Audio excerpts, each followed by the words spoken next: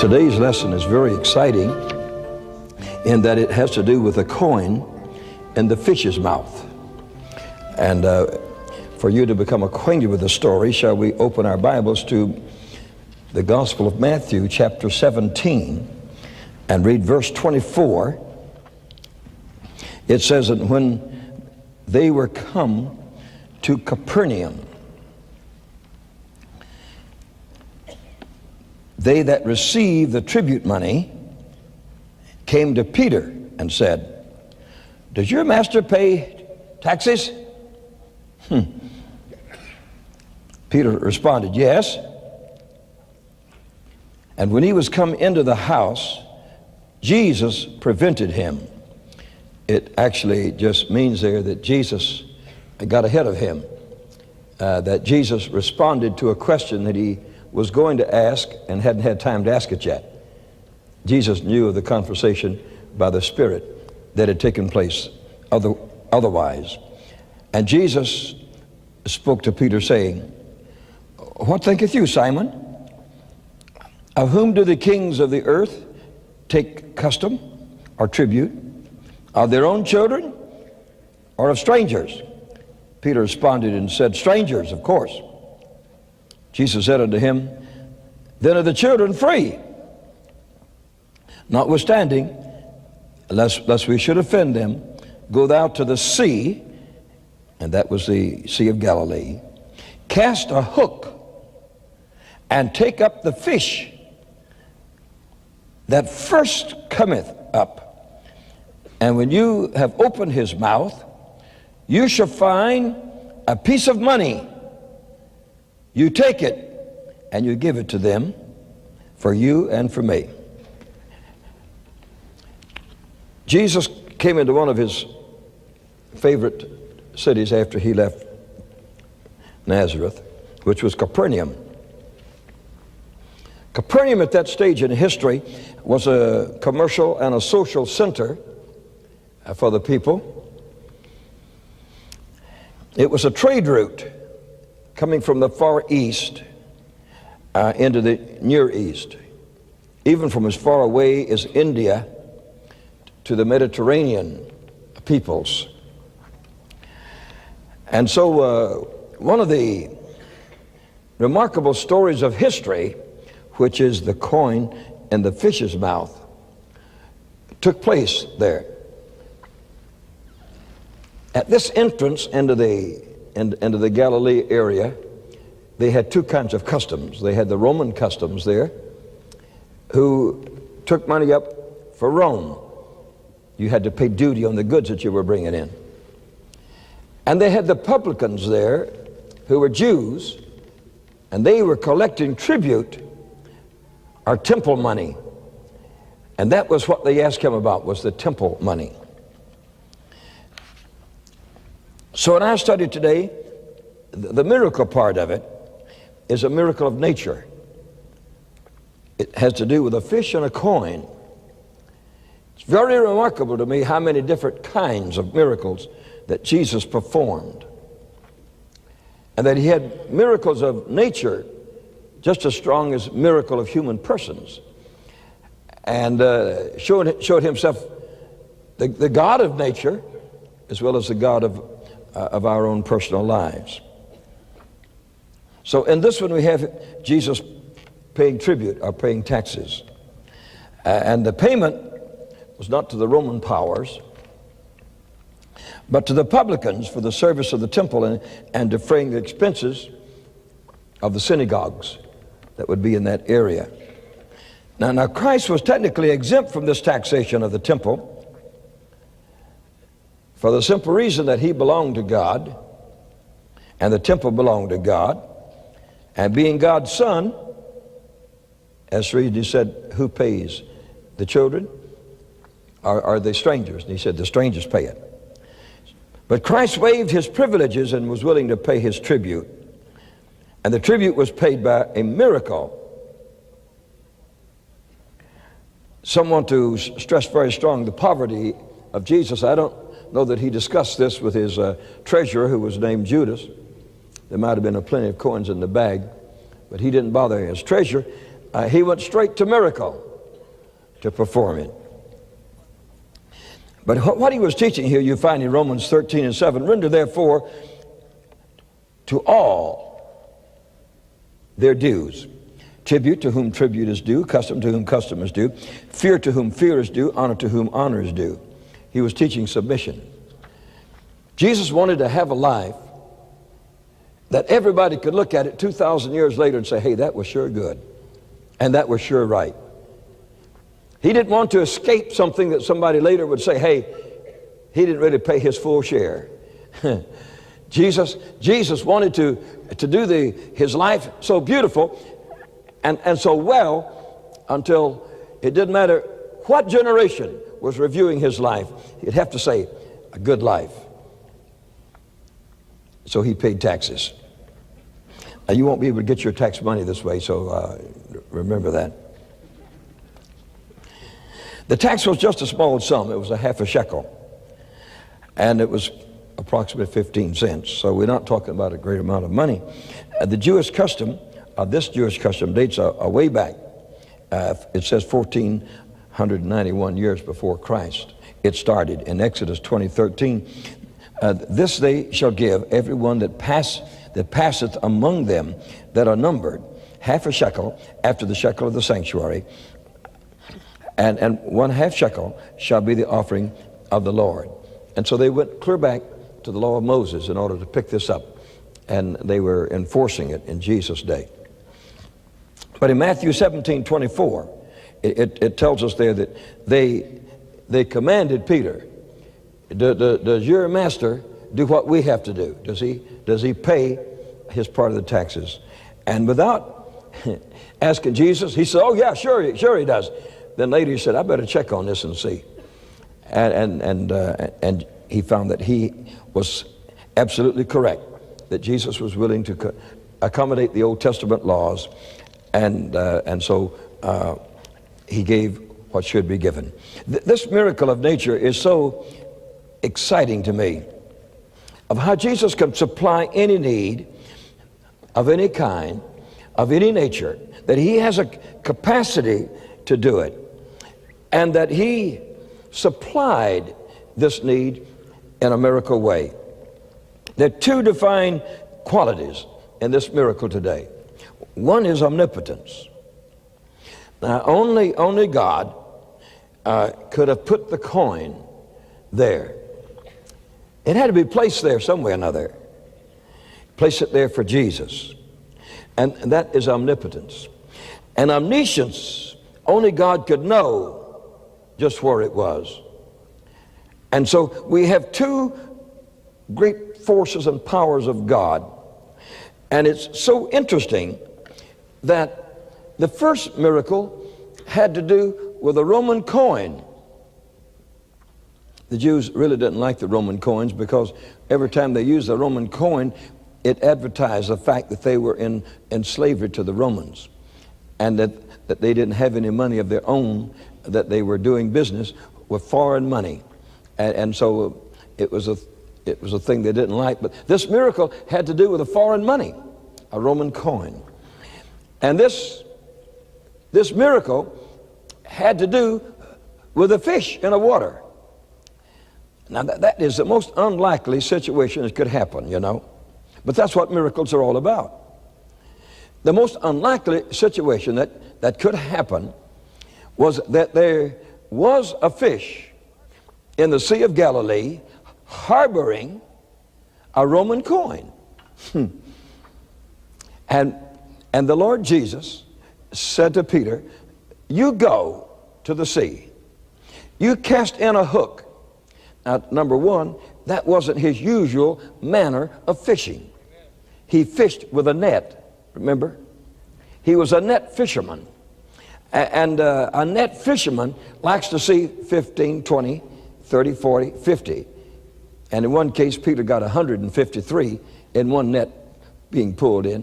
And so, you know, it's quite a come down to come from 153 down to one. But he said, take a hook. You say, why did he say that? Well, he didn't need 153 coins. Are you still here? He could have said, take your net and every fish you catch will have a coin. Old Peter to become Judas pretty quick, he'd have had a bag full. But Jesus says, don't take the net. I want you to take a hook and a line, which wasn't exactly his form of fishing. But he had caught thousands and thousands and thousands of fish and had never seen a coin yet. No fish had ever had a coin. He could have a minnow inside that he was eating, but no fish that he had ever found in that sea had a coin in its mouth. This must have been a different road for him to travel. Being a veteran fisherman, he was going to take a fishing line with a hook, and not the second fish or the third fish, but the first fish would have the coin in his mouth. How excited would you have gotten about that? You think he lost any time getting down there? He should have he told those other boys, I got something to tell you. He says, I'm going to go throw a line in right over there, and I'm going to catch one fish, and there'll be a Roman coin in that fish's mouth. And I can hear John and Andrew say, shucks. Who told you that? Jesus did. Uh-oh, it'll work. If Jesus told you, it'll work. But said, if you thought this up yourself, you're nutty. Because we've been catching fish out of this sea all of our lives, and no fish yet has ever produced coins. How many believe God can do miracles? Amen. You know, if we didn't limit God, he could do a lot more than he has done. Amen. And we limit God by telling him it won't work. If Peter just said, now wait a minute, you're a carpenter, and I am a veteran fisherman, there'd have never been a coin. That fish would have lost that coin pretty fast out there, and it'd still be down there at the bottom of the sea. He had to believe in order to make that thing work. Even though it had never been done before, and even though his experience proved otherwise. You know why you don't have miracles take place? You got too much experience. How can God do this when I have done? Wait a minute. God can do something new anytime he wants to. And God can bring into being that which is not. I prophesy to you that the months and years ahead of us is going to have more miracle related to it than all the months and the years behind us. That miracle is in front of us. Mighty miracles. Glory to God. Exciting miracles. They're before us. I had a miracle with money one time. I was in Hong Kong, China, and the war was on over there. And Mr. Howard Carter and I were there together. And he was teaching gifts of the Spirit and laying hands on people to receive the gifts of the Spirit. And I was preaching Jesus to get people saved. Then after that, I'd lay my hands on them to get them healed. And it was real interesting. It's the first time I had been in the Orient, and I had a whole sea of faces, and they all looked alike. They all had black hair. They all had black eyes. They were all Chinese, full-blooded Chinese, and dressed very much alike. And when I started praying for the sick, I was declaring that they were doing the circle for me, going around, because I couldn't tell them apart anyway. And they were going around. I said, is there any end to this? How many times have you been through this line already, you know? Gathered in the city of Hong Kong at that time were missionaries from all over China. First to be in the great conference there with Brother Carter and myself. And then because of war, the whole The whole nation was at war, fighting in several different places. In the north and back in the backside and the front side, they were having terrible war at that time. And as the missionaries all got together, they said, you ought to go to Tibet and preach. And says, they need you in Tibet. And Brother Carter said, oh yeah, that would be good. And I said, yeah, sure, that'd be good. The only problem was I had 10 cents in the world. Say 10 cents. 10 cents. I wasn't broke. Now they were talking hundreds and maybe thousands of dollars, and I had 10 cents. Now Mr. Carter and I had a covenant that we had made together in Australia, that we would travel together but never discuss money in any form.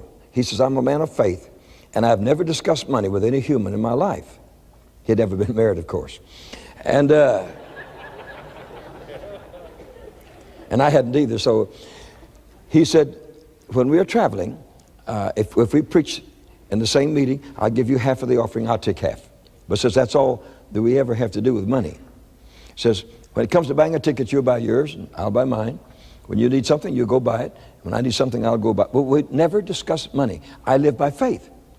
Well, I said, I was 21. I said, yes, I live by faith too, except I didn't know what the word meant. That's a problem with some people. And so the devil began to make it difficult for me. He said, what do you mean going to Tibet? You don't have 10 cents. You can't ride the streetcar downtown. You don't have the money to ride a streetcar. Much less go to Tibet. I says, I'm going. I am going to Tibet. I am going to preach. I'm going with Howard Carter to Tibet. And the devil kept saying, you can't go. And I kept praying for those people every night, round and around, praying for the sinners and then praying for the sick people. And the devil kept telling me, you can't go. You only got 10 cents. You can't go. Then one night a Chinese lady walked up and said, you're going to Tibet? Now you have to watch. You see where your faith runs out. I said, yes, I am going. If I'd have said, I don't know, God had said, yeah, that's right. And you won't go because you don't know. But I said, yes, I am going. And she said, up in Tibet, they have very little food. And the kind of food they have would kill you. And says, my husband is a general of an army up there. And said, if you don't carry some food with you, you'll die. She said, I brought 3 cases of fruit from California, canned fruit. Says, if you eat a can a day, you'll come back alive. Says, that'll save you. And she brought the 3 cases and set them on the platform, and I heard the devil laugh out loud. Said, what do you think you're going to do with 3 cases of fruit with your dime? I said, but I'm going to have enough. He said, you don't have it now. And says, whatever offering they give you, you're going to split it in half. Says it wouldn't take you to Hanoi. We had to go down into Vietnam to get a little train that went up through the backside of Tibet, of China, to get into Yunnan province, and from there we took mule back up into Tibet. And he said the offering they give you here would never take you on that boat for 3 days across there, much less to Tibet for 3 months. And so I said, yes, I'm going. I took that fruit to my room where I was staying, and I put it over in the corner, and every time I look at it, the devil would laugh out loud. He said, you're going to eat that fruit in Hong Kong. And I said, no, I'm going to eat that fruit in Tibet. He said, no, you're going to eat the fruit in Hong Kong. He says, you only got 10 cents. And I said, but the Lord's got plenty. Now, if you think people of faith have it easy, that's because you never tried it. Amen. Whether it was Elijah or Elisha and the rest of them. So a few more days went by. I kept praying for the sick and praying for the healing people. And Brother Carter kept praying for people to get the baptism and working with the missionaries and with gifts of the Spirit. And we were really having a tremendous conference. It was almost a nationwide conference, and we were really having a great time with it. And we would even meet in different auditoriums to carry this thing on. But when we, after church, would go up to one of the missionaries' place, we had a great big long table, and 15 or 20 missionaries would be talking, and it was all about Tibet. And they'd look at me and say, going to Tibet? And I'd say, yeah, going to Tibet. Look at Brother Carter, yeah, I'm going to Tibet. And I had 10 cents in my pocket. I kept it with me all the time so I would never be broke. And so we hadn't received any offering yet. We were going to get the offering on the last day of the meeting, so we hadn't gotten any offering from the people there. On about a Friday night of the crusade, that same little lady came walking up, Chinese lady. And she said, you don't know me, I'm sure. I said, well, I've seen you. You gave me the fruit. She said, yes, that's right. She says, now my husband is a general of one of the large armies that's fighting. And I was sent here to Hong Kong to either die or to be operated on for cancer to see if they could get me to live. Says, I came here to be in the hospital.